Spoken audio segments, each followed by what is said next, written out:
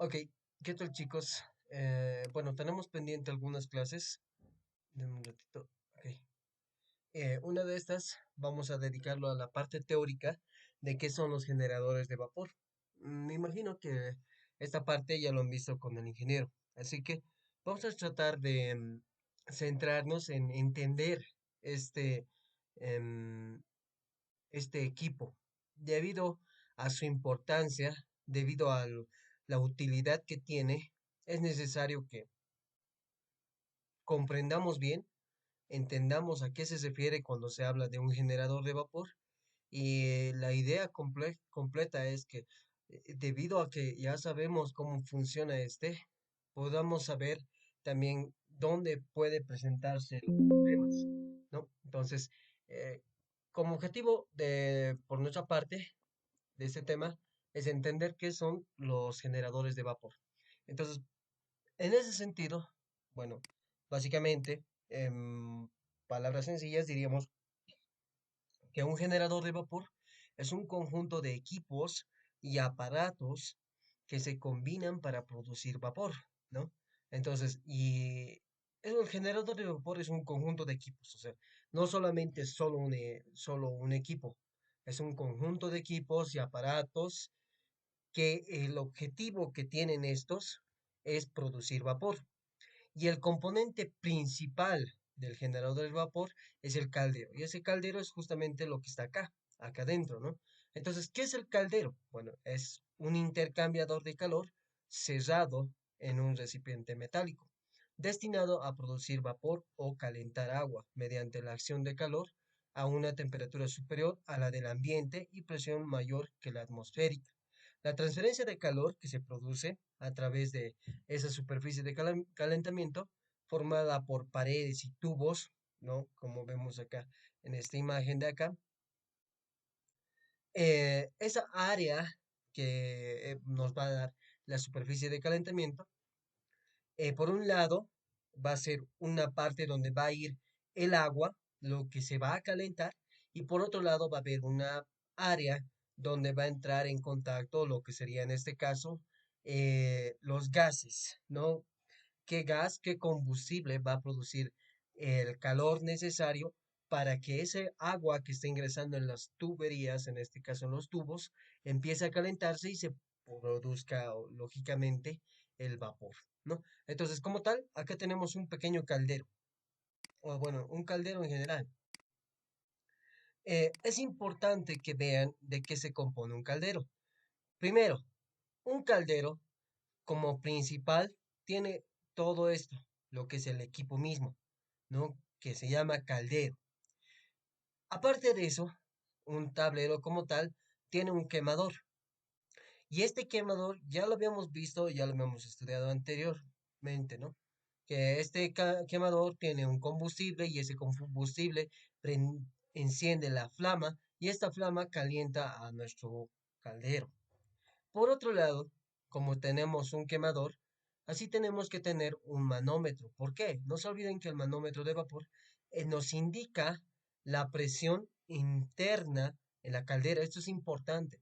Estas calderas, como tal, como son recipientes cerrados, como se está produciendo un cambio de estado del agua a, de líquido a vapor, y por la energía que realmente está almacenando el caldero, se producen grandes cantidades de presión. Y ustedes saben, por resistencia de materiales, que un, vamos a decirlo así, un recipiente cerrado sí tiene, vamos a decir, esfuerzos, ¿no? Debido a la presión que contiene. Por lo tanto, nosotros el manómetro de vapor nos va a ayudar a entender que es la presión tiene que ser menor a la presión máxima que va a aguantar el gas.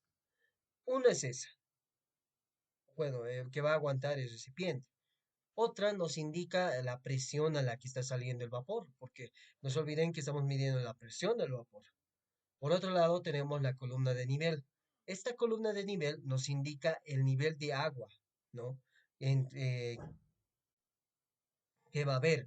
Esta columna de nivel incluye el nivel de agua, válvulas del indicador y grifos de prueba. Eso es lo que nos indica esta columna de nivel de agua. Por otra parte, tenemos válvulas de seguridad, que estas nos ayudan a que nuestro caldero trabaje de manera correcta.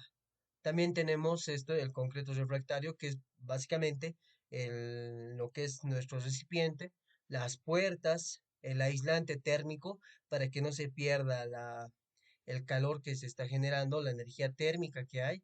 Tenemos una cubierta en acero inoxidable libre de, bueno, ahí dice libre de mantenimiento, ¿no? Pero mucho depende de cómo esté ingresando el agua a nuestro caldero. Y de ahí comenzamos a ver el mantenimiento, qué se puede hacer. Cuando es acero inoxidable, sí, no hay mucho que hacer, pero a veces es bueno revisar y efectivamente hacer un mantenimiento a este caldero, ¿no? También tenemos válvulas de purga y tenemos una base metálica. Así como tenemos tantos, en este caso, manómetros, así como tenemos manómetros, tenemos termómetros, cosas que acá no muestra. En ese sentido, nosotros tenemos un tablero de control. El tablero de control primeramente acciona y tiene señales de que el quemador está funcionando. No se olviden que un quemador funciona con un motor.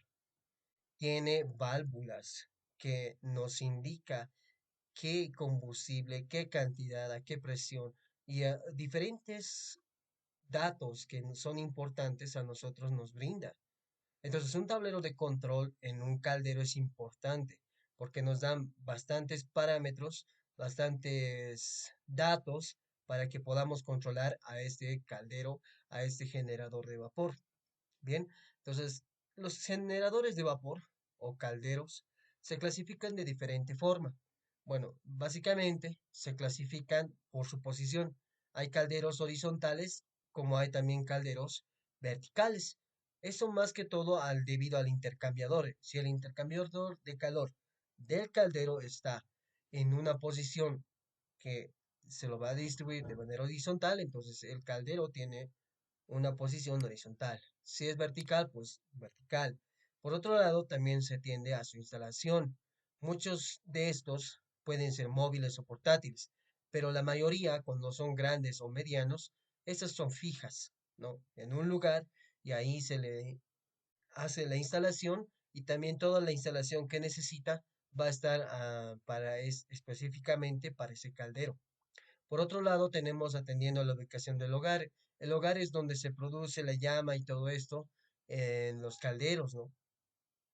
Hay de hogar interior y de hogar exterior. Eso normalmente, esto es más que todo en antiguos calderos. Ahora actualmente no vemos específicamente algo de esto de la ubicación del hogar. Por otro lado, tenemos la atendiendo a la circulación de los gases. Si se han dado cuenta, acá tenemos una cantidad de tubos. No hace referencia a que el agua va a ingresar en todos los tubos y en todos al mismo tiempo, sino que esos tienen una forma de cómo va a estar ingresando. Digamos que el agua ingresa en este punto. Si se dan cuenta, nuestra flechita nos está indicando que el agua va a pasar primeramente por esas tuberías. Sale por acá y ingresa a otras tuberías o a otros tubos. Sale por esos tubos e ingresa a otros tubos. Y si se dan cuenta, se ha realizado un paso, dos pasos y así sucesivamente. Se realizan dos, tres, cuatro, cinco pasos dependiendo de cómo está dispuesto nuestro intercambiador de calor. Entonces, por esta circulación de los gases, podemos decir que ha recorrido en un sentido, es decir, de un paso con retorno simple, con retorno doble, que son de dos pasos, tres pasos. Con respecto a su forma de calefacción, normalmente hay con tubo hogar, que dice con un tubo hogar, es un tubo liso o corrugado.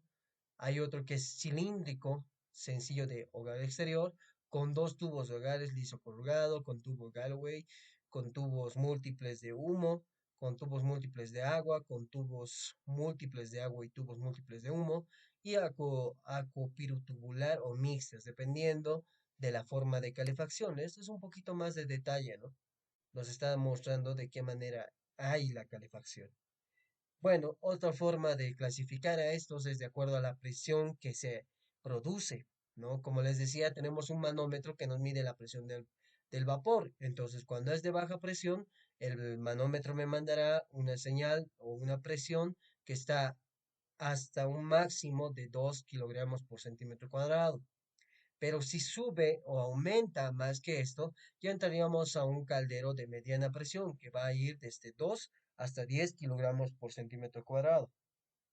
Si aún pasa los 10 kilogramos por centímetro cuadrado, estaríamos hablando de un caldero o un generador de vapor de alta presión, que va a ir desde 10 hasta 225 kilogramos por centímetro cuadrado. Y en superficies supercríticos, o sea, específicamente para algunas industrias, para algunos lugares, que es necesario, pues superará la presión de vapor a unos 225 kilogramos por centímetro cuadrado, que básicamente, así para nosotros, vamos a decir, yo quiero entender ¿qué tanto es esto? Porque no se olviden que nosotros no hemos visto mucho este tipo de unidades. Básicamente, cuando nos está indicando unos 2 kilogramos por centímetro cuadrado, básicamente me está indicando alrededor de 2 bares. Entonces, cuando hablamos de 225, básicamente me está hablando al menos de unos 220 hasta 222 bares de presión.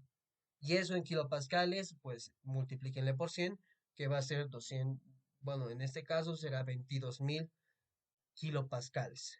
Y esa sería la presión, dependiendo de cada punto, ¿no? Otro parámetro para clasificar a este tipo de perdón, para este tipo de calderos es con respecto al volumen de agua que contienen en relación con su superficie de calefacción. Hay de grande volumen cuando la longitud de calefacción o en la que tiene que ser calentada es más de 150 litros por metro cuadrado de superficie, los medianos que van desde 70 a 150 y los pequeños que van de 70 litros por metro cuadrado la superficie de calefacción. Entonces, hay grande, mediano y pequeño. Los más pequeños son hasta 70 litros por metro cuadrado. Ahora, también hay otro según su utilización. Así como tenemos calderos de vapor, por eso se llaman generadores de vapor, hay algunos calderos o algunos de este tipo de generadores de vapor que simplemente no se requiere obtener vapor, solamente agua caliente. Entonces, de acuerdo a su utilización, nosotros podemos requerir que sea de vapor o de agua caliente nada más. Según la circulación de agua dentro de la caldera, hay circulación natural, el agua circula por efecto térmico, hay otra circulación forzada, el agua se hace circular mediante bombas, es decir, hay una parte exterior, que es una red de tuberías que van a estar instaladas para realizar una circulación forzada del agua. Y eso se debe a que va a existir una bomba que va a meter una presión mayor el agua, ¿no? A nuestro caldero. Y por último, según el tipo de combustible. Hay el combustible sólido, hay combustible líquido y hay combustible gaseoso. Bueno, además de esto, existe eh, algunas calderas obtienen calor necesario de otras fuentes de calor, tales como gases calientes, de desperdicio de otras reacciones químicas, de la aplicación de la energía eléctrica o de empleo de la energía nuclear. Mucho depende, porque aquí dice, ¿no? O sea, estamos obteniendo de otro lugar, de otra fuente de calor, pero eso mucho depende de la industria donde esté operando este generador de vapor. No en todas las industrias van a encontrar energía térmica, por así decirlo, debido a reacciones químicas, o debido a la energía eléctrica, o debido a la energía nuclear. No en todos los casos. Se viene dependiendo de los casos, y hay algunos casos que sí son muy factibles, donde hay energía que en vez de ser rechazada, puede ser aprovechada y nos puede ayudar a que nuestro caldero sea más eficiente, pero también tenga un menor costo posible, ¿no? Como tal, hemos visto que hay calderos, vemos un poco de lo que es su descripción y todo eso, Pero hay diferentes, específicamente hay dos tipos de calderos. Los calderos pirotubulares, que son los que ahorita vamos a ver, y hay los calderos que son los acotubulares. En los calderos pirotubulares, por así decirlo, son aquellos calderos que tienen un intercambiador de calor que está compuesto por tubos, ¿no? Por tubos de, básicamente están, vamos a decir, diseñados de una manera específica, esta serie de tubos, ¿no? Entonces, por estos tubos circulan los gases calientes. Generalmente, estos gases que van a circular son producto de la combustión. No se olviden que un caldero sí necesita, por lo menos el caldero pirotubular, sí necesita un quemador, el cual nos dé nos ayude con la combustión. Y además, estos tubos están rodeados de agua. Ese es el objetivo. Entonces, la cual se desea calentar o evaporar. Esos calderos pueden ser de alta o baja presión. Entonces, acá tenemos un caldero de fondo seco. Si nos damos cuenta, el gas de combustión tenemos acá. En este tipo de calderos nos dice, está ingresando el combustible, por así decirlo. Vamos a cambiar de color. Está ingresando por este lugar. Entonces aquí tenemos una dirección donde esos gases o esa superficie de calentamiento atraviesan las tuberías. Entonces esas tuberías, como están generando bastante calor, hacen que el agua que está a los alrededores comience a calentarse a tal punto que el agua cuando llega a cierta temperatura comienza a evaporarse. Entonces, este tipo de calderos lo que hace es ingresa el gas con el que se está queriendo realizar la transferencia de calor en las tuberías y como alrededor tiene agua, entonces el agua se calienta hasta producir el vapor. Y el vapor normalmente se va, como es un gas, nunca va a tender a ser más pesado que el líquido, por lo tanto se va a la superficie más alta, ¿no? Y en ese lugar es el espacio de vapor. En este caso tenemos un fondo seco donde la cámara posterior, donde fácilmente circula nuestros gases de combustión. Hay otro que es el de fondo húmedo, donde este fondo, además de tener un fondo, también está rodeado de agua, por como vemos acá, ¿no? Todo lo que está azul en este punto es agua. Entonces, esta agua que está alrededor, pues en este caso es fondo húmedo porque tiene agua alrededor. Y toda esta agua, pues al final, el objetivo es evaporarla. Entonces, esa es otra disposición, por así decirlo, de lo que queremos ah, evaporar, en este caso, que es el agua. Entonces, los dos tipos de calderos que mostramos acá, tanto de fondo seco como de fondo húmedo, son calderos pirotubulares. Y estos son los que normalmente se utilizan más en las industrias y son los más fabricados, obviamente. Entonces, un caldero, como vemos acá, tiene básicamente estos puntos, donde el primer paso, por así decirlo, vemos que es en la flama, donde se produce la flama. Si se dan cuenta que es acá. Va a circular por un ducto o por una tubería, por así decirlo. La idea es que esta flama que se va a producir va a ir por un cierto ducto, ¿no? De tal manera que este ducto que va a venir acá va a entrar a las tuberías, a los tubos, por así, con ese nombre, que va a ser para nosotros cuando ingresen a los tubos, va a ser el segundo paso.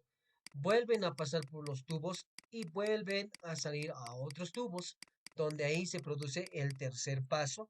Y por último paso, estos gases de combustión se salen por la chimenea, que es esta parte de acá, ¿no? Por otro lado, tenemos el A, que para nosotros representa el tubo cañón corrugado en caliente. Ese cañón corrugado es lo que les decía, es un ducto por donde está circulando la flama. Es esta parte de acá, que no se ve bien, pero es por acá. El B es esta parte donde nosotros lo conocíamos. Aquí nos dice diseño Whitback, pero para nosotros era el fondo, en este caso sería un fondo húmedo, porque acá a los alrededores tenemos agua. Tenemos C, que es un registro pasahombre para acceso a Whitback. Entonces, cuando este caldero es algo específico en realidad y para tener una adecuada limpieza o tener algún control de esta área que es el diseño Whitback, tenemos una área por donde el operador, cuando este lógicamente no está funcionando, pues puede abrirse. En caso de que esté funcionando, no se olviden que acá, cuando ya va a haber una abertura, pues el gas combustible va a empezar a salir por, por estos lados, ¿no? Luego tenemos un inciso D. Para nosotros es una válvula de alivio en el lado de gases. Esta válvula de alivio nos ayuda a que cuando se está, cuando la presión está siendo muy grande, entonces esta válvula de alivio actúa como una pequeña abertura por donde deja salir una cantidad de gas o una cantidad de presión para que la presión nuevamente se desregularice, ¿no? Por eso es una válvula de alivio. El inciso E, que es esta parte de acá, nos dice que es una tapa delantera y trasera sin refractarios. Básicamente esas son las tapas anterior y posterior, que lo han visto seguro con la parte de la teoría del ingeniero. Tenemos otra parte donde está el vapor, domo de vapor amplio. Es esta parte de acá, siempre es en la parte superior. Y acá hay un conjunto de tuberías y accesorios por donde va a salir lógicamente el vapor. No se va a quedar ahí todo el tiempo. Luego tenemos el G, que para nosotros es la base de acero estructural donde va a ser soportado el caldero. Y por último tenemos la parte de los quemadores, donde está en esta parte de acá, donde vemos qué tipo de quemador es, qué es lo que está haciendo. Por ejemplo, este es un quemador Weishap, Real, Webster, Johnson o Power Flame. Power Flame. Entonces, dependiendo de eso, pues podemos entender un poco de lo que es nuestro contenido, ¿no? Entonces, en ese sentido, vamos a ver este video que nos empieza a mostrar un poco de lo que, cómo funciona el caldero.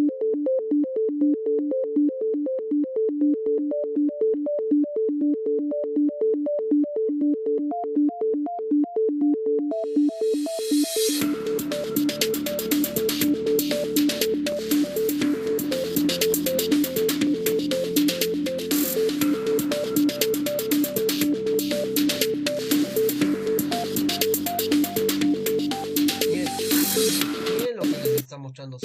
Traten de ver, ¿no? Acá nos dice el caldero, hay una introducción del agua al nivel de trabajo. Entonces, tiene un nivel, ¿se acuerdan que les habíamos mencionado? Hay un nivel, entonces, el agua, nos dice acá, que refrigera el circuito de gases dejando espacio para la cámara de vapor. Entonces, acá se está ingresando combustible para el y acá ya se está produciendo el gas de superficie. Si se dan cuenta, este es un caldero que tiene un solo paso, porque los gases ya no están yendo por las tuberías y todo eso.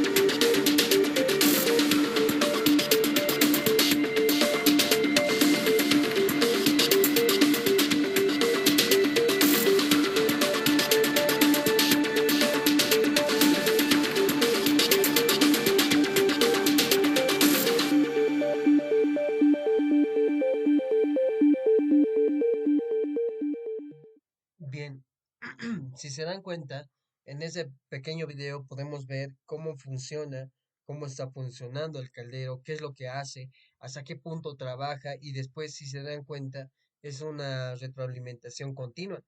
Porque si bien el agua está ingresando y se convierte en vapor, la cantidad de nivel de trabajo de agua que a un principio se ha llenado tiene que mantenerse constante. Entonces, hay otro sistema que tiene nuestro caldero que está introduciendo agua constantemente para que el trabajo sea continuo y no se detenga. Si nos damos cuenta, ¿no? Pasamos a Una otra caldera diapositiva. industrial es un equipo fundamental en muchas industrias y procesos productivos. Su Bueno, función allá es tenemos otra idea de caldero. Veamos a ver qué es lo que nos Una está caldera indicando. industrial es un equipo fundamental en muchas industrias y procesos productivos. Su función es convertir el agua en vapor para generar energía térmica que a su vez puede ser utilizada para el proceso de producción. El vapor generado en la caldera industrial tiene una alta presión y temperatura. Es por eso que se fabrican de placas de acero gruesas para poder soportar presiones extremadamente altas, ya que si no lo fueran, pues una caldera industrial consta de varios componentes importantes, que incluyen una cámara de combustión, un quemador, tubos de agua, un sistema de control y un sistema de seguridad. El quemador es el responsable de la combustión y su función es suministrar la cantidad adecuada de combustible para mantener una llama estable y producir el nivel requerido de calor. El sistema de control garantiza que la caldera funcione de manera segura y eficiente, monitoreando y ajustando los niveles de presión, temperatura, combustible. El sistema de seguridad está diseñado para proteger la caldera en situaciones peligrosas, como la sobrepresión o el sobrecalentamiento. También tenemos tubos que pueden transportar agua o gases de combustión y esto va a depender de nuestro tipo de caldera. Por ejemplo, para las calderas pirotubulares, en donde tenemos tubos o serpentines que atraviesan el tanque de agua y por ello circulan gases de combustión, que van desde la cámara de combustión, o también llamado hogar, hacia la chimenea, que es donde se expulsan los gases causados por el efecto de calentamiento. Entonces, estos tubos van a transferir el calor que traen los gases de combustión al agua que se encuentra en el tanque. Una vez que esta agua hierve, se genera el vapor.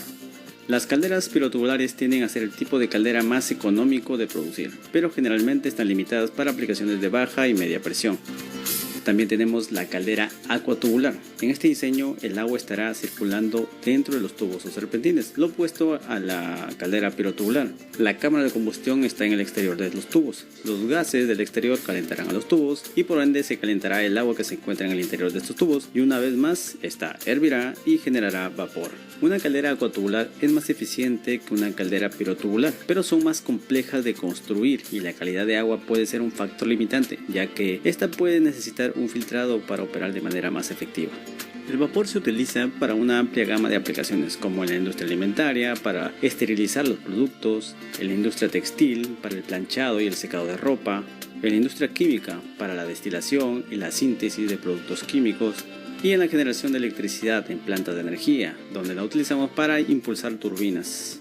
Tenemos diferentes fuentes combustibles que se pueden utilizar en una caldera. Puede ser carbón, que es una fuente de combustible estándar, y que en aplicaciones industriales el carbón tiende a molerse hasta convertirse en polvo muy fino, ya que se quema de manera más fácil.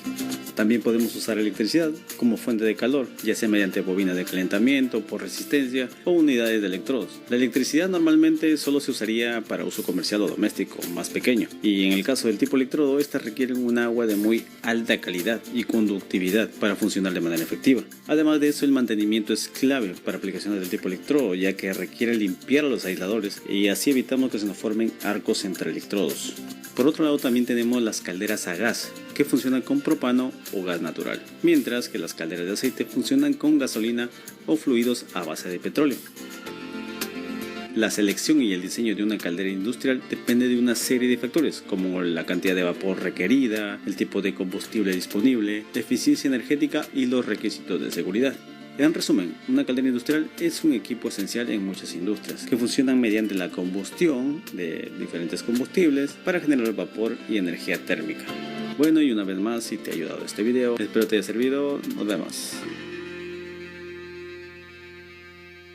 Muy bien. Entonces, si se dan cuenta, acá nos está explicando un poquito de, bien, si bien un poco de los tipos de calderos que hay, como les mencionaba, había los calderos pirotubulares y los acotubulares, también nos está explicando de cómo funcionan, de qué manera se produce el calor, cómo está yendo este gas, por eso nos decía de dos pasos, tres pasos, dependiendo. El primer paso, el segundo paso acá, el tercer paso acá, y después gas salen por la chimenea, ¿no? Eso nos indica, el video también nos indica eso.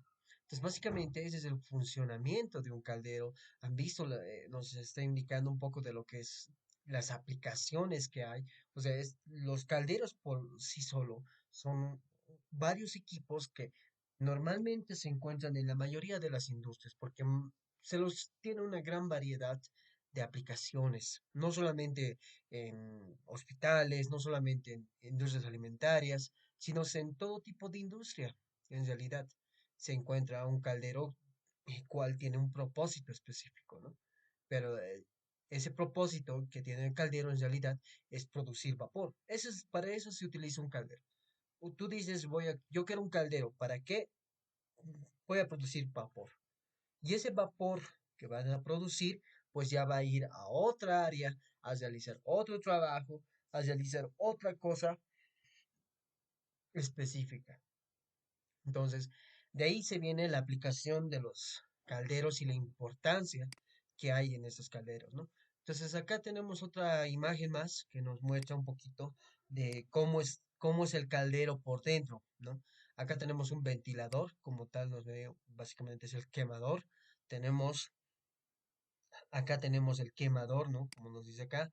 No se olviden que un quemador está compuesto por el ventilador, por el motor, y o sea, básicamente un quemador por sí solo es un subsistema grande que tiene que tener tuberías, que tiene que tener controladores, que tiene que tener varias cosas que ya hemos visto en algunos temas atrás, tal vez a grandes rasgos, pero también pues, se puede ir, por así decirlo, eh, se puede ir completando esa teoría que hemos visto, ¿no? Luego tenemos esta parte donde indicábamos que la flama se produce en diferentes pasos. Acá tenemos, en este caso, tenemos esta flama que está produciendo hacia acá. Tenemos tres pasos, ¿no? El segundo paso es que está atravesando por los tuberías de acá abajo, salen por las tuberías de acá abajo y se van a las otras tuberías, que ese sería el segundo paso, y finalmente por esas tuberías vuelven a salir a otras tuberías y ese es el tercer paso hasta que finalmente salen por la chimenea. No se olviden que toda combustión siempre produce gases de escape, gases que producen, vamos a decir, reactivos, eh, compuestos químicos que a veces son muy dañinos, por eso a veces algunos de estos sí o sí se hacen debido a que tengan una combustión realmente eficiente, se controla mucho. Han visto que los calderos, como tal, el sistema de combustión que entra en el caldero tiene que ser eficiente para poder introducir la cantidad necesaria de combustible para que se produzca la llama de una manera que no produzca gases tóxicos al medio ambiente, que al final eso es lo que empieza a arruinar muchas veces, ¿no? Con este tipo de, cuando se produce la combustión. Por otro lado, tenemos una válvula de seguridad, tenemos un cuarto paso, en este caso, tenemos un tercer paso, el segundo paso, hasta acá tendríamos el tercer paso, y finalmente el cuarto paso, hasta que llega hasta hacia arriba, ¿no? Entonces es un caldero un poquito tal vez más grande. Acá arriba también tenemos las válvulas o el equipo de tuberías que por donde va a salir el vapor, tenemos una mampara, nos dice que aquí esta mampara lo único que hace es separar estas dos áreas y también nos da un horno cañón, que es esta parte de acá, ¿no? Y estas tuberías nos está explicando de qué manera se está circulando, por así decirlo, el combustible. En realidad, los gases que calientan al agua, ¿no? Entonces, esa es una idea de un caldero. Bien, entonces, como hemos visto, los calderos tienen bastantes subsistemas. Un caldero, por así decirlo, tiene gran cantidad de equipos dentro de ese gran equipo. Entonces, uno de estos, o bueno, estos subsistemas básicamente se dividen en cuatro, incluso podríamos dividirlo tal vez un poquito más, pero básicamente son estos. Tenemos un sistema de alimentación de combustible, tenemos un sistema de agua de alimentación, tenemos un sistema de control de presión y tenemos un sistema de seguridad. Entonces acá tenemos básicamente el sistema que comprende un caldero pirotubular. En este caso podemos ir a este punto donde vemos un sistema de alimentación de combustible. Entonces, para un sistema de alimentación de combustible tenemos un tanque de almacenamiento, el cual tenemos acá válvulas, acá tenemos filtros, tenemos una bomba de engranajes, tenemos una válvula de alivio, tenemos una válvula de control de combustible, tenemos una válvula solenoide, un manómetro, un quemador, una purga de combustible, un cañón, un interruptor por fallo de tiro forzado, tenemos una compuerta del ventilador de tiro forzado, un servomotor, una válvula de alivio, un tanque para medición de gasto, ¿no? Entonces, este sistema funciona de, de esa manera.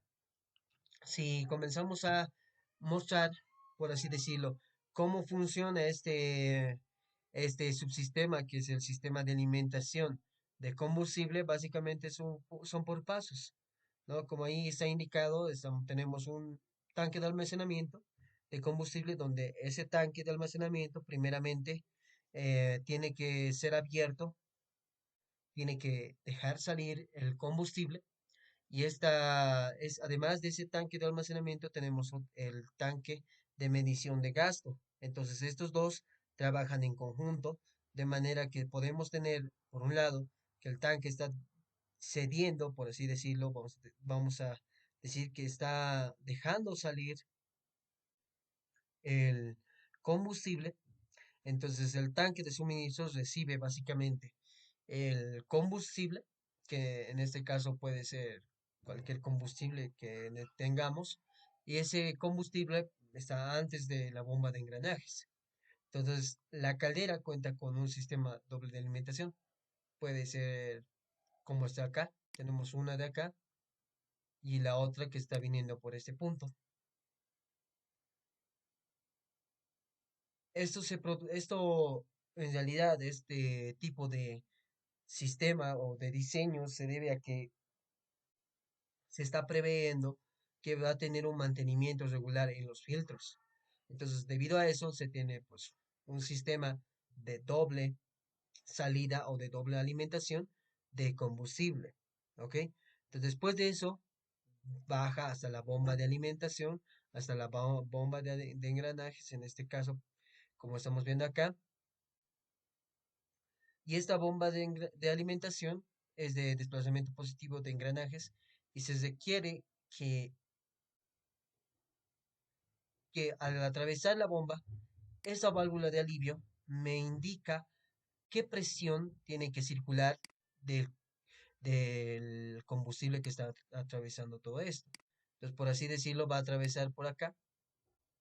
Entonces, el combustible pasa por la bomba a cierta presión y esta válvula de alivio está configurada de tal manera que la presión es constante en la descarga. Es decir, que al salir de la bomba, perdón, de la válvula de alivio sale a cierta presión.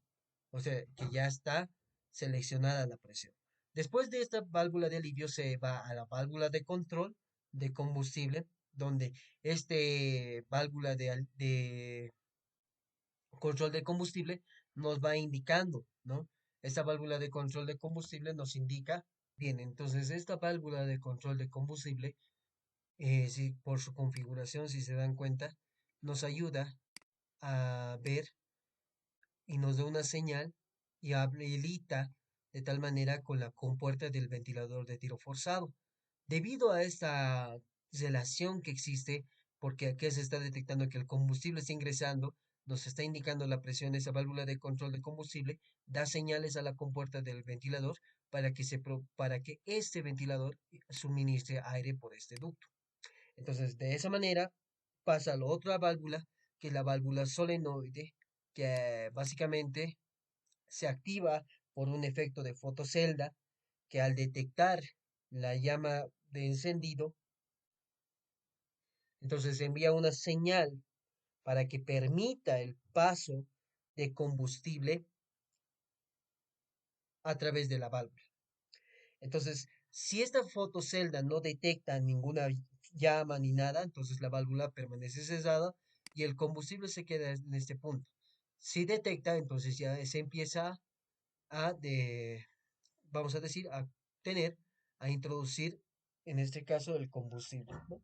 Por otro lado, tenemos otro sistemita más. Acá tenemos un manómetro. Acá tenemos la purga de combustible. Acá está nuestro quemador, cañón. Y aquí ya tenemos cómo se está introduciendo tanto el combustible como se está trabajando en paralelo con lo que sería este servomotor y la parte de el suministro de aire, que es básicamente por un ventilador. Así como tenemos un ventilador que está trabajando en paralelo con nuestro suministro de combustible, también tenemos un detector o un interruptor por fallo de tiro forzado. Actúa como un diafragma, básicamente, que recibe la presión antes y después del ventilador.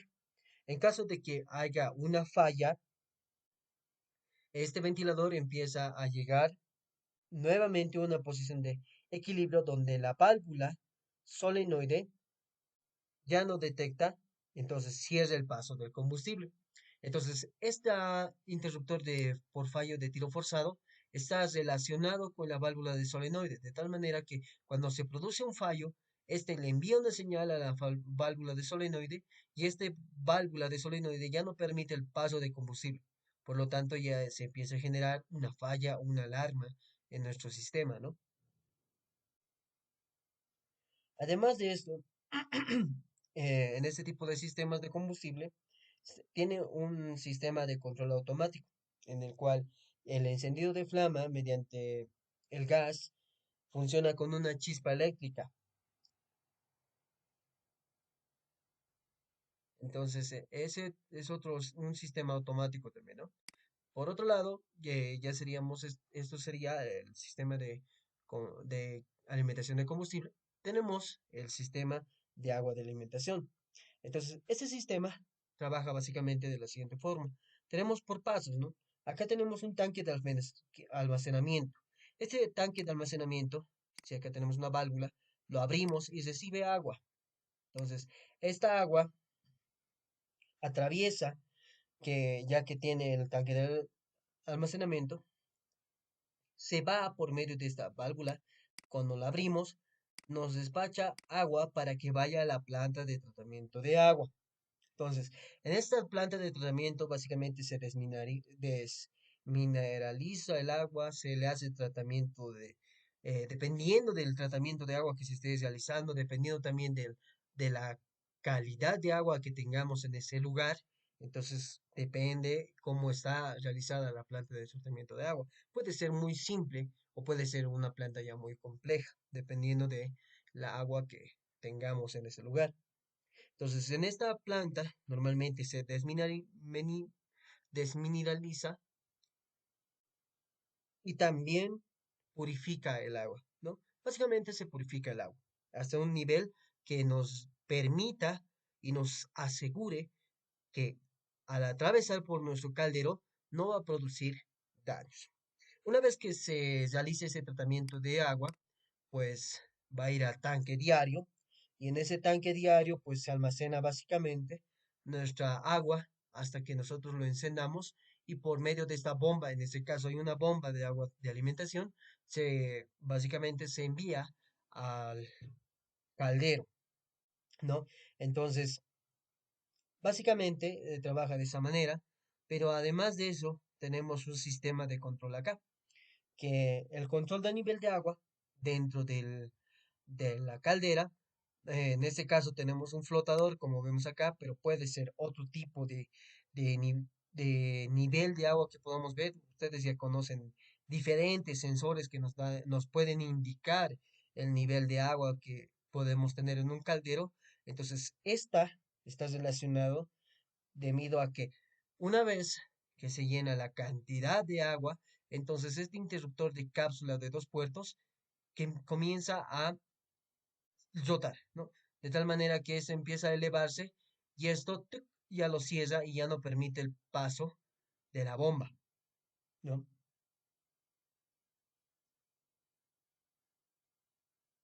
Entonces, una vez que se produce eso, como ya el nivel de agua me dice que ya está al tope, entonces este interruptor lo cierra y como está conectado con el suministro eléctrico de la red, entonces para el motor, por consecuente para la bomba y ya no se suministra agua. Entonces, hasta ese punto, yo básicamente ya estamos controlando el nivel de agua. Llega al nivel que queremos, puesto este interruptor de cápsula de mercurio realice el switcheo de tal manera de que ya no permita paso de energía para el motor. Y con eso, básicamente, controlamos el arranque del motor de la bomba de alimentación. Y eso es el sistema de agua de alimentación. Tenemos otro que es el sistema de control de presión. Básicamente, este sistema funciona con lo que habíamos visto anteriormente. ¿Se acuerdan que teníamos la válvula de control de combustible? Entonces, básicamente, para el control de presión, se fija en tres posiciones el servomotor. Este cervito de acá. Si no se acuerdan, lo hemos visto en este punto. ¿Dónde está? Está en este punto, ¿no? Está en este sistema de alimentación de combustible también está el servomotor. Entonces, este servomotor, debido a la relación de flama, ya sea alta, media o apagada, entonces se empieza a fijar tres posiciones. La presión que detecta por medio de un arreglo e émbolo resorte que fija las tres posiciones del servomotor. En caso de falla se cuenta con dispositivos de seguridad contra presión alta como las válvulas de seguridad, que es esta válvulita de acá.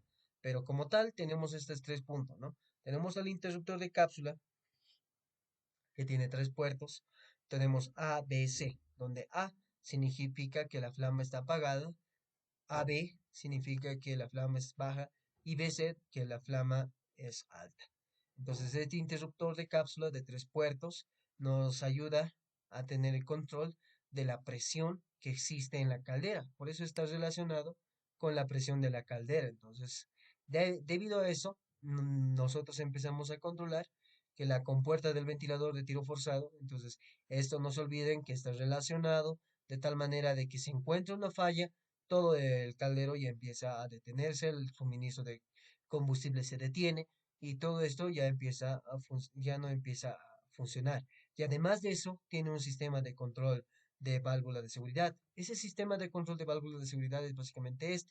Consiste principalmente en la válvula de seguridad del cuerpo cilíndrico, que funciona de la siguiente manera. Básicamente, la presión, debido a que tenemos vamos a decir, tenemos una situación de seguridad, de tal manera que acá existe una presión de vapor. Actúa sobre ese pistón de tal manera que ustedes saben que cuando hay una gran fuerza acá tenemos un resorte, entonces esta fuerza, debido a la presión del vapor, va a comenzar a elevar al émbolo de tal manera que mi resorte tal vez ya va a estar un poco comprimido y mi émbolo va a levantarse hasta que esta presión pueda descargarse, tenga paso libre a la descarga de vapor. Y eso solo va a hacer que la presión de vapor dentro de la caldera pues disminuya. Entonces de esa manera, cuando ya la presión no sea tan grande como para poder mover esta válvula, entonces la válvula nuevamente vuelve a ceder a tal punto que se vuelve en su punto estacionario donde ya no existe la descarga de vapor. Y de esa manera funciona el sistema de seguridad. Bueno, acá vamos a ver un pequeño video donde mostramos cómo funciona esta válvula de seguridad.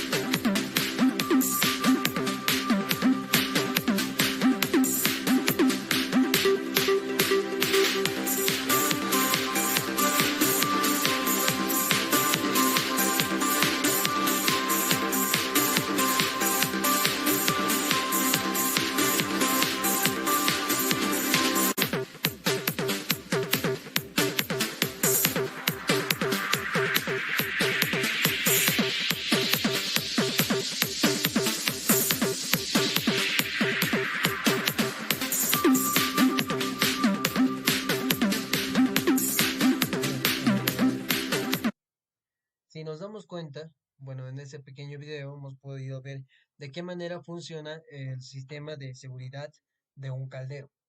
Básicamente, era otro tipo de configuración, pero nos muestra lo que les explicaba. La presión de vapor, debido a la presión que tiene, ejerce una fuerza en el émbolo de tal manera que el émbolo empieza a desplazarse para que la presión salga hasta un punto donde ya no ya no sea tan grande la presión para mover el émbolo. Cuando ya no es tan grande la presión y ya no se puede mover el émbolo, entonces el émbolo nuevamente cae y evita la salida de vapor para que siga operando el caldero. No es un sistema de seguridad, básicamente. Entonces, con eso en mente, ya hemos visto más o menos de qué está compuesto los calderos, cómo funcionan, cuál es la importancia. Tienen varios sistemas, pero como en todo caso, como tenemos un caldero, nosotros queremos ver cómo diseñarlo, cómo podemos decir qué tipo de caldero yo necesito. Por ejemplo, ustedes van a una industria, les dice ya, señor, yo necesito un caldero el cual sea capaz de calentarme esta cantidad de vapor de agua. Yo necesito este tipo de caldero para cuánto, qué tipo de caldero necesitaría y básicamente ustedes tienen que hacer ese diseño, esos cálculos para un generador de vapor. Entonces, básicamente acá vamos a ver un poco de lo que son los cálculos de un generador de vapor. Como principal, vamos a decir, parámetro de diseño, lo que tienen que tener sí o sí cuando quieran construir o quieran diseñar o quieran tener un caldero, básicamente es la capacidad nominal del caldero. Entonces, ¿qué es la capacidad nominal? Bueno, la capacidad nominal de un caldero básicamente es la cantidad de energía necesaria que va a evaporar. En este caso, cuando estamos hablando de un boiler HP, que es una nueva, vamos a decirlo, una nueva unidad, básicamente nos indica que es la energía necesaria que necesita el caldero para calentar un boiler HP, que para nosotros es calentar, evaporar 15,65 kilogramos de agua a 100 grados centígrados, que eso no se olviden que está a nivel del mar. Por ende, esto puede modificarse dependiendo de la presión, porque si la presión varía, acá tendríamos que variar también a qué cantidad de temperatura se va a evaporar.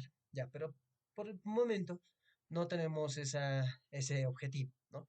Entonces, en tales condiciones, la entalpía de vaporización es de 256 kilojoules por kilogramo. Entonces, un boiler HP básicamente para mí es 9,8 kilowatts. Y la capacidad nominal de una caldera está relacionada con la superficie de calentamiento y la cantidad de calentamiento en metros cuadrados por boiler HP. Básicamente es eso. Entonces, para mí, la capacidad nominal de un caldero, si ustedes quieren calcular la capacidad nominal de un caldero, lo que tienen que encontrar es cuál es la superficie de calentamiento del caldero y dependiendo del tamaño del caldero, vamos a tener que puede colocar 0,93 metros cuadrados por boiler HP. Hay de un 0,46 metros cuadrados por boiler HP y también hay de 134 metros cuadrados por boiler HP. Y esto depende mucho del material, ¿no? Depende del material con que se está realizando el caldero. Entonces ustedes pueden tener, ese es un simple factor. Este factor puede ser 0,46 metros cuadrados por boiler HP. Puede ser más grande porque en este caso es menor. Puede ser 134 metros cuadrados por boiler HP, que eso solamente nos indica debido a la superficie de calentamiento. Entonces, como estamos hablando de una superficie de calentamiento, tenemos que entender de qué material se está tratando. Y debido a que el material, vamos a decir, cambia, pues a veces va a disminuir la superficie de calentamiento o en otros casos va a aumentar la superficie de calentamiento. Entonces, de ahí nosotros tenemos una capacidad nominal del generador de vapor. Otra importante parámetro de un generador de vapor es el equivalente de vaporización. Básicamente se define como los kilogramos de agua por hora que se vaporizarían a 100 grados centígrados si se hubiese absorbido la misma cantidad de energía que en las condiciones observadas en la caldera. Muchos calderos especifican que su capacidad en flujo másico en condiciones de presión atmosférica, es decir, a 100 grados centígrados, en inglés a esto se le denomina Fromenat, está dada por esta relación, que para nosotros el equivalente de vaporización es igual al flujo másico de vapor multiplicado por H2 menos H1, es básicamente la entalpía en la salida menos la entalpía en la entrada, sobre 2257 kilojoule por kilogramo, ¿no? Y eso es básicamente lo que nos indica el equivalente de vaporización. Otro punto es el factor de vaporización, que se define como la relación entre el calor absorbido por un kilogramo de agua de alimentación en las condiciones de la caldera y el absorbido por un kilogramo de vapor a 100 grados centígrados. Entonces, si se han dado cuenta, todas estas equivalentes de vaporización y el de otro están siendo relaciones. Esta primera de acá, vamos a decirlo, es básicamente los kilogramos de agua por hora que se vaporizan a 100 grados centígrados. Si se hubiese absorbido la misma cantidad de energía que en las condiciones observadas en la caldera, que son básicamente lo que no tenemos. A ver, un ratito. Ya estamos mal con esto. A ver, entenderemos este concepto. El equivalente de vaporización es los kilogramos de agua por hora que se van a evaporizar. En este caldero, en este caso, cuando tenemos a 100 grados, tenemos esta cantidad de kilogramos de agua que se va a evaporizar. Y eso es cuando es un fromenat. Pero yo tengo qué cantidad se va a evaporizar para mi caldero y para qué condiciones. Y eso es lo que me mide el equivalente de vaporización, lo cual no tengo, porque como dato necesito la capacidad de flujo másico, necesito la entalpía de la salida y la entalpía de la entrada. Lo mismo sucede con el factor de vaporización, que se define como la relación entre el calor absorbido por kilogramo de agua de alimentación en las condiciones de la caldera y el absorbido por un kilogramo de vaporización a 100 grados centígrados. Los que están evaporándose a 100 grados centígrados son estos. Y lo que nosotros queremos medir, esto es básicamente las condiciones que nosotros tengamos. Entonces, ese es el factor de vaporización y el otro es el equivalente de vaporización. De esa manera se entiende. Por otro lado, también tenemos que la superficie de calentamiento. Ya lo habíamos mencionado en la parte de capacidad nominal, pero entendamos qué es esta superficie de calentamiento. Es aquella superficie de una caldera que se halla en contacto con los gases producto de la combustión, por un lado, y con el agua por otro lado. Esa superficie se mide en el lado de contacto con los gases calientes. Esa es la superficie de calentamiento. Básicamente, es lo que habíamos visto acá. Esa superficie de calentamiento es esto, ¿no? Es esta parte. Y dependiendo de su configuración, nosotros podemos ver cuánto es la superficie de calentamiento, ¿no? Si se dan cuenta, acá para encontrar esa superficie de calentamiento, pues tendríamos que tomar en cuenta el diámetro del horno del cañón, tenemos que tomar la cantidad de tuberías que hay y el diámetro de cada tubería para que nosotros podamos entender la superficie de calentamiento del caldero. Por otro lado, como estamos tratando con un equipo que trabaja con energía térmica, es sumamente necesario entender cuánta eficiencia tiene. Entonces, la definición no varía. Ningún equipo, si se han dado cuenta hasta el momento, ya que han visto bombas, calderos, intercambiadores de calor, la teoría sigue nos indicando lo mismo, ¿no? que la relación para un cálculo de eficiencia es el calor aprovechado sobre el calor suministrado. Para nosotros, el calor suministrado, ¿de dónde obtenemos la energía térmica? Básicamente del quemador. Y el quemador trabaja con un combustible, y el combustible es básicamente un compuesto químico que tiene un poder calorífico. Para mí, ese es el calor suministrado. Y el calor aprovechado, básicamente, es la cantidad de calor que está recibiendo el agua. ¿Y cómo calculamos? Calculamos por el flujo másico de vapor multiplicado por la entalpía de salida del vapor menos la entalpía con la que está ingresando el vapor. En este caso es el agua, básicamente, ¿no? Entonces nos dice, es la relación entre el calor que se aprovecha de la caldera, es decir, el calor que toma el fluido de trabajo vapor desde que entra como líquido hasta que sale de la caldera como vapor, y el calor suministrado a la caldera, liberado por la combustión del combustible dentro del horno. Entonces, básicamente, para mí, esa es la eficiencia. Y han debido ver que en calefones, calefactores y todo ese tipo, siempre se trata de utilizar estas fórmulas de eficiencia. Bien, para el diseño de calderos pirotubulares, en este caso, tenemos que tomar lo siguiente. Los parámetros de diseño que tenemos que tener sí o sí es la cantidad de flujo másico de vapor, la presión de trabajo y correspondiente temperatura de operación, la presión máxima permisible, el tipo de combustible a usarse. Tenemos que definir qué combustible vamos a usar.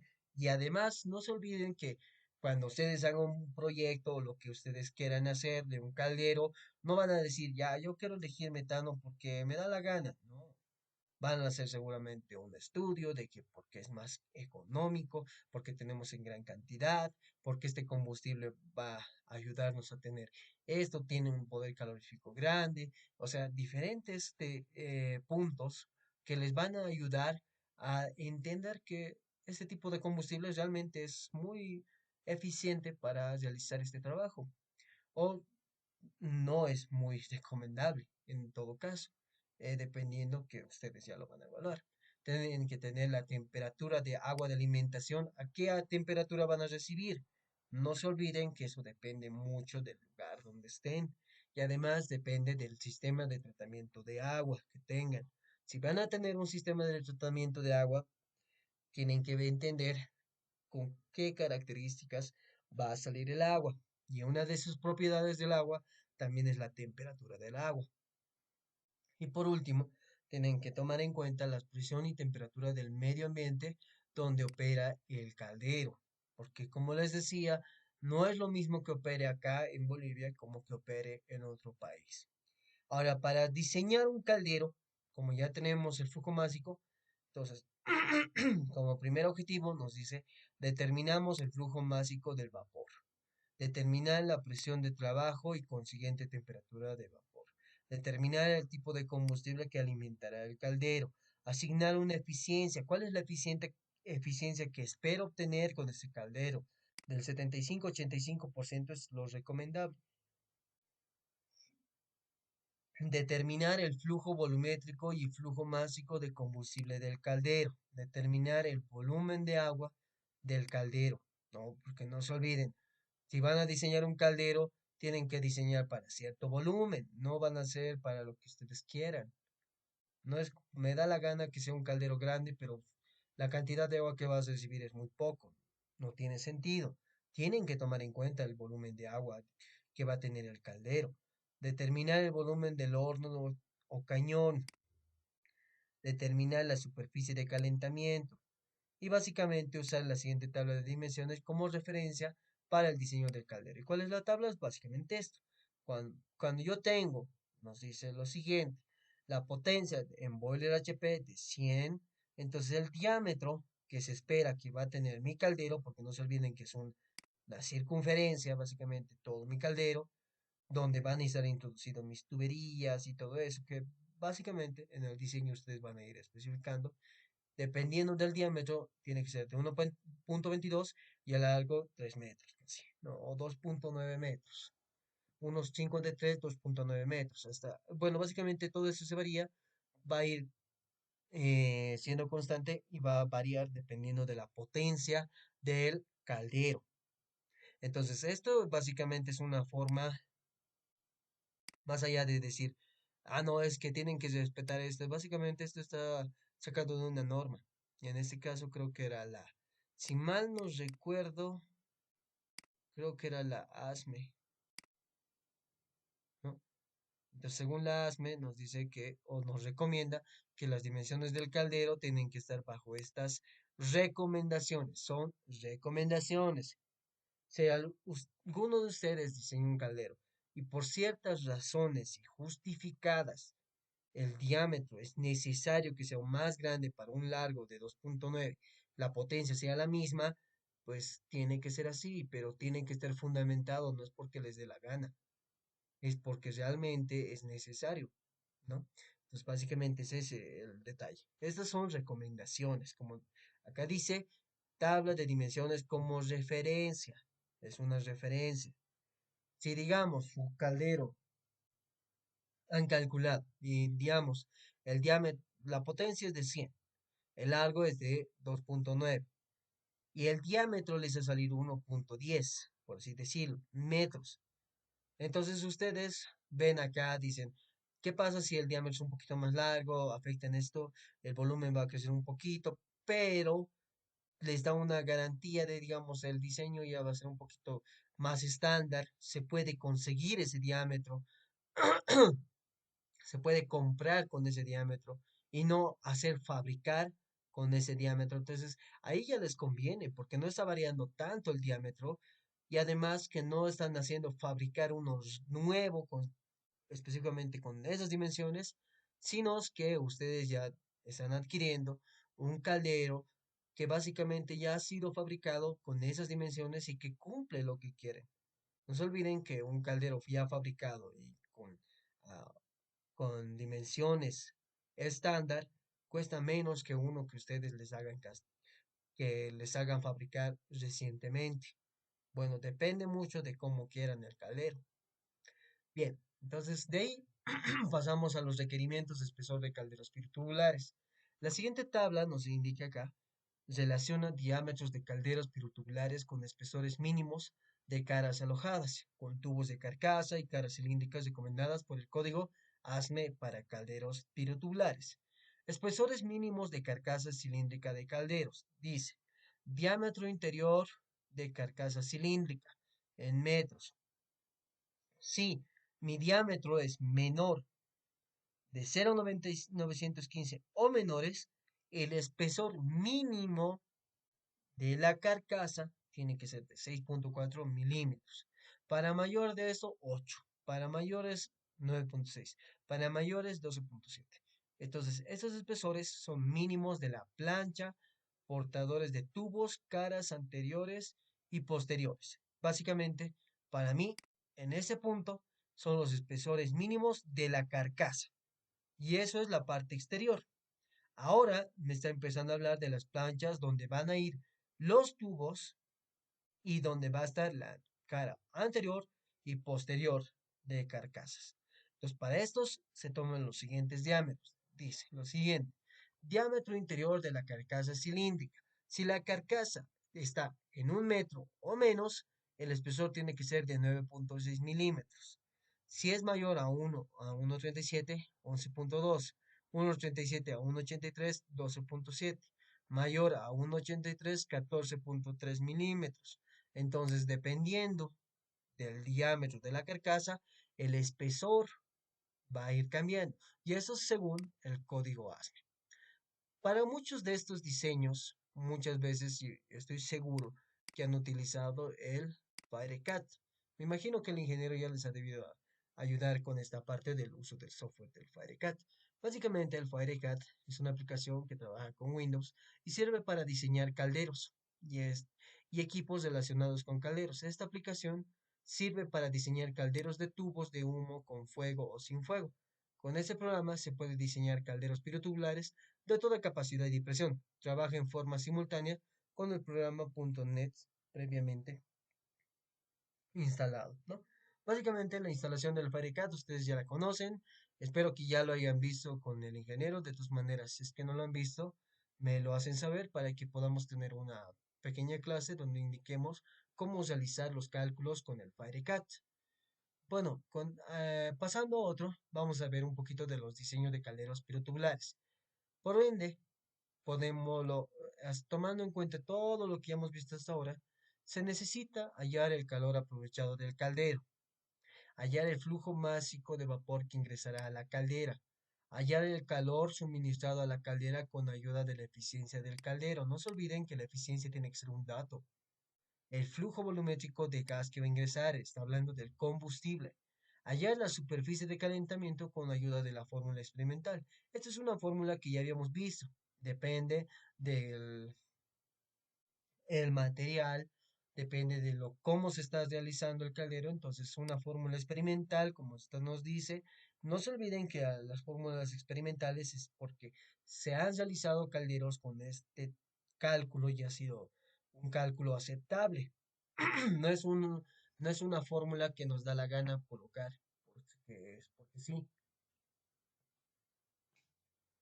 Acá nos dice hallar el volumen del cañón con la siguiente fórmula, hallar el volumen de agua con la siguiente fórmula, y nos dice hallar el diámetro del cañón de acuerdo a la siguiente gráfica, donde acá nos está indicando el calor neto entregado y acá nos está diciendo el diámetro interno mínimo del cañón. Acá tenemos un combustible sólido y combustible líquido o gaseoso. Digamos que tenemos un calor de alrededor, digamos, de un megawatt. Entonces, ese caldero, indicándole acá, está trabajando con un combustible gaseoso. Entonces, tendrá un diámetro de alrededor de, a ver, si aquí es 500, 600, 700, 800, 900 mil. Entonces aquí estará trabajando con unos 860, 870 de diámetro del cañón, ¿no? Y eso depende de la potencia o del calor neto entregado. Básicamente es una gráfica que nos ayuda. Después de eso tenemos allá las dimensiones del caldero, largo y diámetros, donde acá tomamos en cuenta que el largo es el volumen del caldero de calentamiento del cañón sobre el área total de calentamiento del cañón. De calcular la superficie de calentamiento del cañón, básicamente hacemos este cálculo, que la superficie, como tenemos un cilindro, va a ser pi por el diámetro al cuadrado, perdón, por el diámetro del cañón por la longitud del cañón. Y eso es básicamente la superficie. Después de eso tenemos lo que nosotros tenemos, el calcular el número de tubos y diámetros de tubos. Entonces, el número de tubos totales va a ser de la siguiente manera. Bien, continuando. Para calcular el número de tubos y el diámetro de tubos, tenemos que saber la superficie de calentamiento total. Y superficie de calentamiento total va a ser igual a pi por el diámetro total por la longitud del tubo. Bueno, en este caso sería la superficie del tubo multiplicado por pi, va a ser igual a pi por el diámetro del tubo por la longitud del tubo. Es la superficie del tubo, ¿no? Esa ecuación. De esa ecuación, si yo quiero calcular el número de tubos, yo tengo que calcular el total de tubos, o sea, el total de superficie de tubos, que va a ser el pi por el diámetro de cada tubo por la longitud del tubo. Este total, este T mayúscula, el total de la superficie total de tubos es básicamente el número de tubos, como ya hemos medido, multiplicado por la superficie de cada tubo. Y de ahí se hace la división para calcular el número de tubos y el diámetro de tubos respectivamente. Por otro lado, tenemos que hallar el volumen de agua más volumen de cañón y tubos. Básicamente, el volumen de agua va a ser el volumen de agua, el volumen total va a ser el volumen de agua más el volumen de cañón más el volumen de tubos.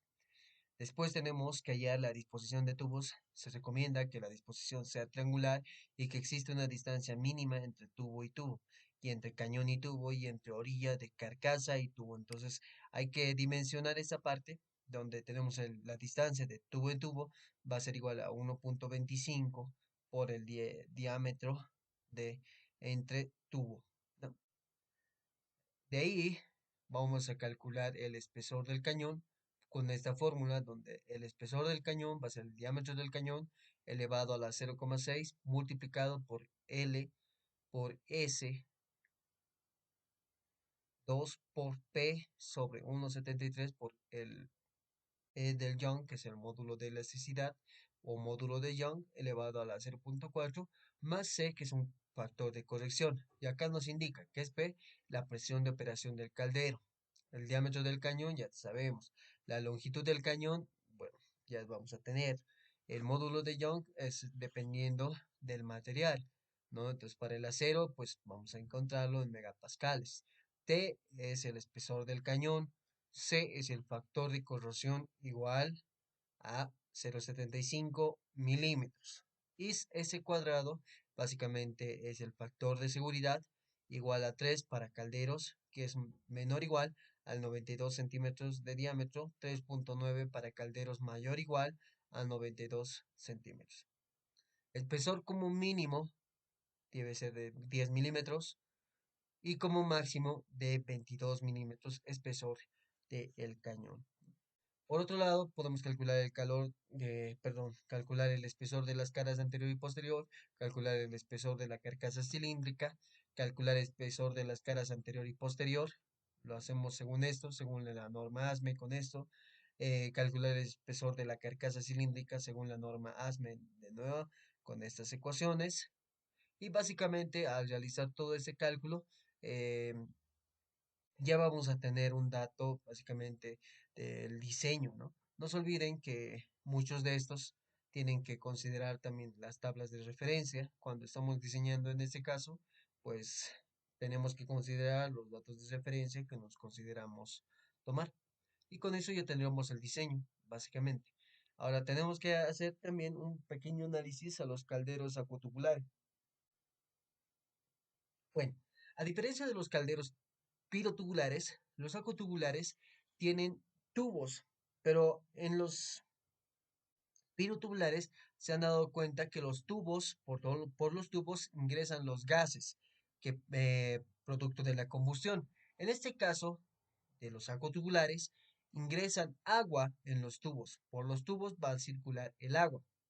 Y el fuego o gases de productos rodean a estos tubos, por lo cual se produce una superficie de calentamiento o calientan nuevamente los tubos, de tal manera que se produce eh, la evaporación, ¿no? La relación diámetro-espesor en una caldera acotubular comparado con un caldero pirotubular es mucho menor, la cual hace que los primeros puedan resistir mayores presiones, ¿no? Entonces, los calderos acotubulares pueden resistir mayores presiones. Entonces, los calderos acotubulares se usan en grandes plantas de vapor, donde se requieren flujos de vapor mayores a 500 kilogramos por segundo, presiones mayores a 160 bar y temperaturas de vapor sobrecalentando mayores a 550 grados centígrados. Sin embargo, también se fabrican calderos de tubos de agua más pequeños que compiten con los pirotubulares. Estos pueden ser portátiles, en cambio los grandes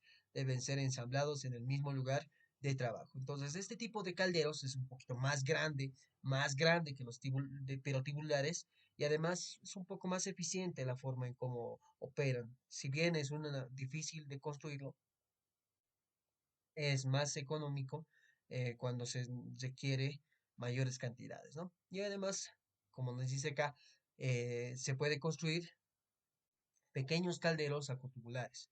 Este caldero acotubular, como los calderos pirotubulares, tienen un quemador, hay un sobrecalentador, hay un domo de vapor, hay un banco convectivo, hay unos deflectores de gases, combinación, y aquí tendríamos un domo de agua, ¿no? Básicamente.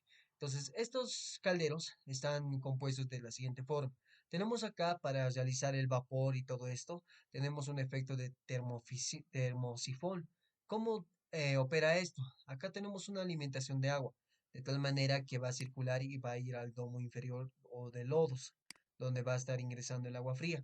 A medida que va a ir subiendo, debido a la transferencia de calor que va a atravesar por cada tubo, entonces este calor o esta agua va a comenzar a evaporarse, de tal manera que comienza a evaporarse y el vapor producido de todo este sistema va a subir hasta el punto, hasta su superficie más alta y posteriormente va a salir el vapor, ¿no? Básicamente ese es el efecto de termofisión, debido a que estamos introduciendo agua fría por el calor, esta agua comienza a evaporarse. Como el agua fría es más denso, entonces el agua fría va a tender a bajar y en cambio el agua caliente va a tender a subir a la parte superior. Entonces en el domo de vapor se hace la separación entre agua normal, vamos a decir, introducido a cierta temperatura baja, con el agua que se va a convertir en vapor. Tenemos también otro que es el horno de sección radiante, que básicamente es por donde se produce. Básicamente las llamas del horno empiezan a calentar los tubos del caldero, por donde está circulando el agua. Y alrededor de estos, para que no se pierda el calor, normalmente hay un material de aislamiento, donde eso permite que todo el calor se almacene o se concentre dentro de los tubos para que estos tubos produzcan agua caliente y el agua caliente posteriormente produzca el vapor por el contenido de calentamiento, ¿no? Entonces, ese es el sentido de cómo se va a calentar. Acá tenemos algunas aletas dependiendo de la configuración y también tenemos una sección convectiva que básicamente tenemos un domo de vapor, tenemos los tubos y el domo de agua. Por entre estos domos en el tubo se traspasan o vamos a decir pasan por ese lugar los gases calientes, de tal manera que el gas caliente que atraviesa los tubos va a empezar a calentar esos tubos y debido a que el domo de vapor es nuevamente más denso, o sea, el agua es más denso, entonces va a tender a el agua bajar, en cambio el vapor va a tender a subir y posteriormente subir hasta ser vapor. Entonces básicamente este es el funcionamiento de los calderos pirotubulares. Permítanme un momento, vamos a operar esto. Un momentito. Ok.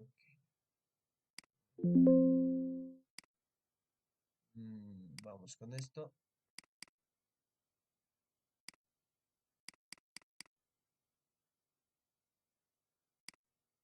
Ah, qué raro. No me permite verlo. A ver, denme un ratito. Bien, entonces, ese es, ¿no? El funcionamiento básicamente de un caldero acutubular. Básicamente, acá nos muestra el caldero como tal, de cómo está construido. Si se dan cuenta, es un caldero bastante compacto, pero básicamente es de esta disposición tienen las tuberías, ¿no? Si se dan cuenta, esta parte de tuberías ya la hemos visto. Básicamente, esta parte ya Hi, John here. sabemos. In this video, we're going to look at how water tube boilers work. Bien. Entonces, esta composición, vamos a decirlo, de este tipo de calderos, ya lo habíamos visto de cómo están compuestos.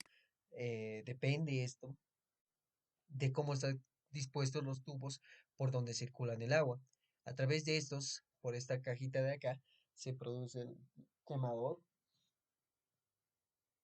donde se produce la ignición. Si se dan cuenta, a ver, podemos ver el video y ahí vemos cómo se produce la ignición, la flama, y esa superficie de calentamiento permite que el agua que está circulando por ese lugar, pues comience a básicamente calentar todo el agua hasta producir vapor. Entonces, básicamente ese es el funcionamiento de este tipo de calderos. Se tiene vamos a decir, dispositivos externos, como vemos ahí algunas válvulas, algunas tuberías, pero básicamente este es el funcionamiento. Si se dan cuenta, se introduce agua y esa agua comienza a introducirse y a medida que va calentando, lo que se calienta se convierte en vapor y es enviado a otro lugar. Como se está ingresando básicamente un combustible, los gases de combustible, siempre sí tienen que tener una salida porque esos combustibles producen, la combustión produce gases que pueden ser eh, En ese caso, este tipo de gases que nos permite, que tiene que sacar, que tiene que tener una salida, por lo tanto, además de que sea un poco compacto, en este caso nuestro intercambiador acutubular tiene una chimenea por donde se expulsan estos gases de combustión. Básicamente, ese es el funcionamiento de estos calderos. Por otro lado, también, como son calderos tubulares, hay diferentes formas de construcción. Hay los calderos de tubo de agua longitudinal, como vemos acá, donde se introduce agua y el agua atraviesa de esta manera, el calor está fluyendo y hay una salida de gases, de tal manera que todo lo que está fluyendo llega a un punto donde va a subir todo el vapor, que es eso lo que está naranja, y ahí tenemos una serie de ductos, o perdón, de tuberías o tubos por donde va a salir el vapor.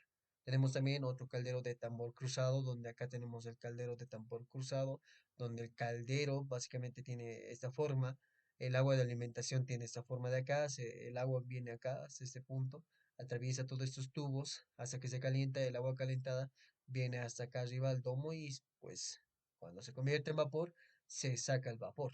Este está caracterizado más que todo por esta disposición que tiene de la parte de el caldero, ¿no? Donde, por donde se está produciendo el calor, donde el caldero de tambor cruzado, no se indica. Por otro lado, tenemos el caldero Stirling o de tubos inclinados, donde tenemos más domos, es decir, más aguas por donde se incrementa el agua de alimentación. Si bien por un lugar está ingresando, esta agua comienza a bajar hasta el tambor de lodos, pero tiene a tres vías donde llegar, si se dan cuenta, y por ende, estas tres vías, al transportar agua caliente, pues comienzan a transportar una, por así decirlo, una cantidad mayor de vapor que se puede, que es una cantidad mayor que en una que solamente tiene un domo, ¿no? En este caso.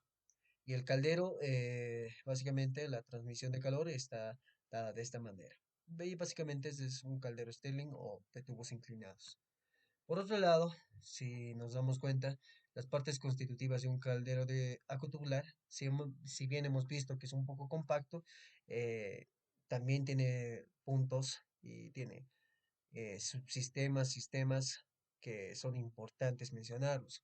Por ejemplo, el horno básicamente es el lugar donde se realiza la combustión. Básicamente es esta parte de acá, por así decirlo, si es que no lo pueden ver, es en este punto donde está el quemador, donde está ingresando el aire frío, si nos damos de cuenta. Acá es el calentador y aquí tenemos la chimenea por donde va a circular todo por todo este lugar y por la chimenea va a empezar a pasar lo que realmente no puede quedarse, ¿no? Los gases de escape. Entonces el horno básicamente es el lugar donde se realiza la combustión y generalmente se encuentra formado por paredes de refractario, o sea, es un material específico y bancos de tubos por los que circulan agua y vapor. ¿Cuáles son los quemadores? Bueno, los quemadores que están en esa parte de acá son los dispositivos tubulares donde se logra la adecuada mezcla de aire y combustible. No se olviden que acá tenemos el ventilador por donde está ingresando aire frío y en este caso tenemos la parte de acá, ¿no? En caso de que el combustión sea carbón, se tiene un molino o pulverizador adicional. En caso de que el combustible sea carbón, que puede ser un caso específico, pero no en todos los casos. Tenemos la chimenea, que es esta parte de acá, ¿no? Que es el ducto a través del cual se descargan los gases productos de la combustión. Tenemos los ventiladores, que tenemos esta parte de acá, que es lo que hace es introducir una cantidad específica de aire a nuestro quemador. Tenemos las bombas de agua de alimentación, así como en un caldero pirotubular tenemos un tanque de almacenamiento de agua o un sistema de alimentación de agua. También en este tipo de calderos se tiene que tener ese detalle, porque no se olviden que está atravesando tuberías y cuando el agua está muy maltratada, por así decirlo, que no está purificada a cierto punto, entonces comienza a generar daños en las tuberías. Entonces ese daño repercute en que en la superficie de calentamiento ya no va a ser tan adecuada, el calentamiento ya no va a ser tan indicado como en un principio porque va a tener residuos tóxicos dentro de las tuberías. Entonces, el tanque de almacenamiento de agua también tiene que tener una planta de tratamiento de agua, de tal manera que el agua sea tratada antes de ser enviada a la bomba de alimentación. De ahí se viene la bomba de alimentación que incrementa la presión de agua para alimentar al caldero, ¿no? De ahí tenemos el sobrecalentador, que es una parte que no lo habíamos visto específicamente, pero este sobrecalentador básicamente es un intercambiador de calor en el que se da el sobrecalentamiento deseado al vapor. Como les decía, en muchos lugares, como acá estamos ingresando agua caliente, entonces ese sobrecalentamiento se produce para que realmente se forme la salida, se forme el vapor. Y este punto final, después de sobrecalentamiento, que es esta parte de acá, pues sale a la salida del vapor sobrecalentado. Y atemperador. ¿Cuál es el atemperador? Básicamente el objetivo del atemperador es básicamente es un intercambiador de calor donde se regula el grado de sobrecalentamiento o calentamiento de temperatura de vapor. Puede ser de superficie o de contacto, dependiendo de eso. En este caso, en nuestro gráfico como tal no vemos el atemperador, pero como estamos mencionando, está en el intercambiador, entonces es un dispositivo que además del sobrecalentador que tenemos acá, debe tener adicionalmente para medir específicamente a qué temperatura está siendo sobrecalentado en este caso, nuestra agua, ¿no?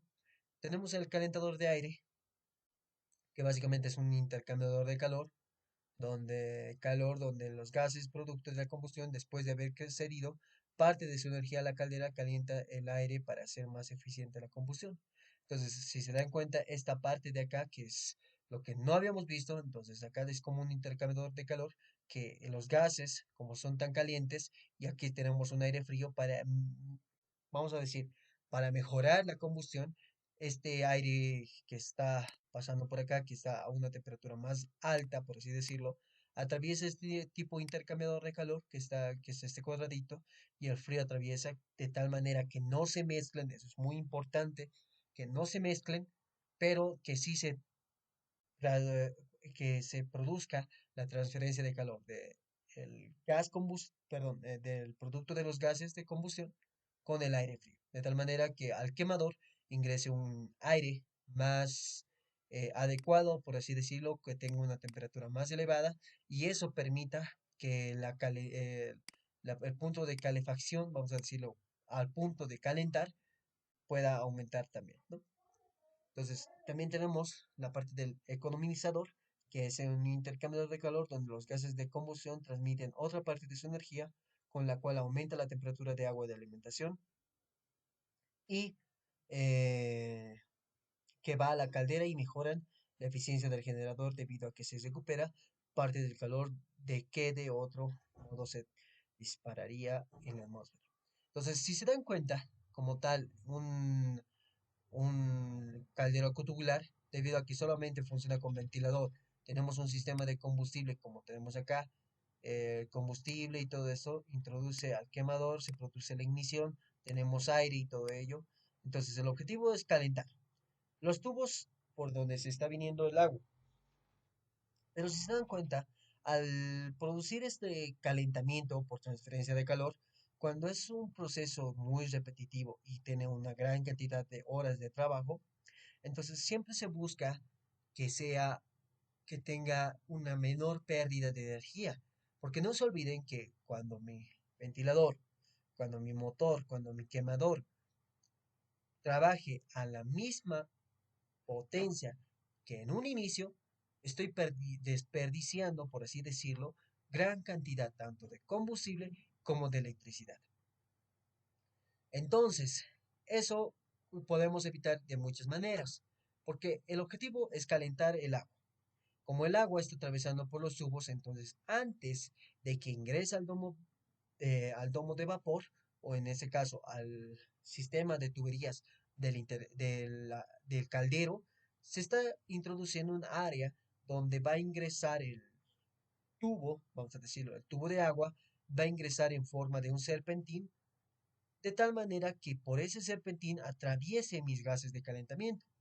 Entonces, por ese serpentín está atravesando agua, no sé, podemos decir a unos 5 grados centígrados, por así decirlo, o incluso un poquito más, digamos, 10 grados centígrados, pero al atravesar por estos gases de calentamiento, por ende, aquí ya estoy elevando un poco más, de tal manera que en este punto mi temperatura ya no va a ser los 5 a 10 grados centígrados, digamos que va a ser unos 25 grados centígrados. Y en el mejor de los casos será unos 30, 40, no creo que llegue a más. Entonces, esto me evita tener un gasto excesivo de combustible como de aire caliente. Porque acá no me mencione que tengo un sistema de temperatura, porque tengo un sistema de presión, de regulador de presión y todo eso, no significa que no lo tenga.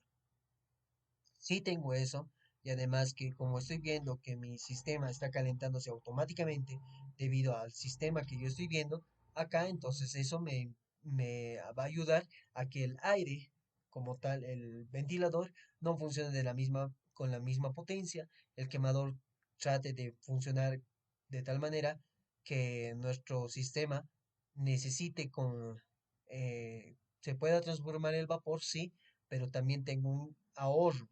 Entonces, tanto esta parte del economizador, el calentador de aire, nos ayuda a esa parte de lo que es de lo que sería en este caso el ahorro energético. Entonces, eso es muy importante. Ustedes se van a dar cuenta que cuando vayan a una industria, lo que menos se quiere es desperdiciar el dinero. Entonces, en un sistema acotubular donde tenemos un gasto excesivo debido al combustible, debido a diferentes aspectos, pues tener un ahorro es muy valioso.